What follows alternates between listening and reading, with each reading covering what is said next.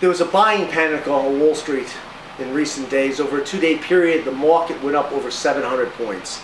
The reason for this was shorts covering their positions. There is no other reason for the market to have gone up 700 points over a 2-day period. Anybody that tells you different just doesn't know anything about the stock market, and they don't know what they're talking about. But that was short covering. The SEC banned short covering, shorting this week as a technique on close to 800 financial stocks. Those shorters knew that they had to cover at some point because they can no longer use shorting as a technique to make money, at least temporarily while this ban is in effect. They had to come in, they had to cover their positions. Don't kid yourself. We are in a financial crisis that is unprecedented, probably equal to 1929. And the federal government must do everything it has to do to restore confidence in the economy to keep this thing going.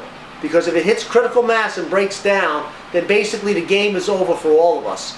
So that's why you saw this 700-point rally over a 2-day period. Strictly short covering, had nothing to do with anything else. This is not a period to be intensely bullish. If you want to be bullish in a period like this is where you get slaughtered. You have to sit on the sidelines. You have to be an investor in certain stocks and positions that you hold. Don't be on margin. Don't take on any debt. All right, people who take on debt, margin players in this market, they're going to be dead. They're not going to live to play another day. They're just going to be dead. If you're interested in this kind of information, take a look at our website. Have a great day.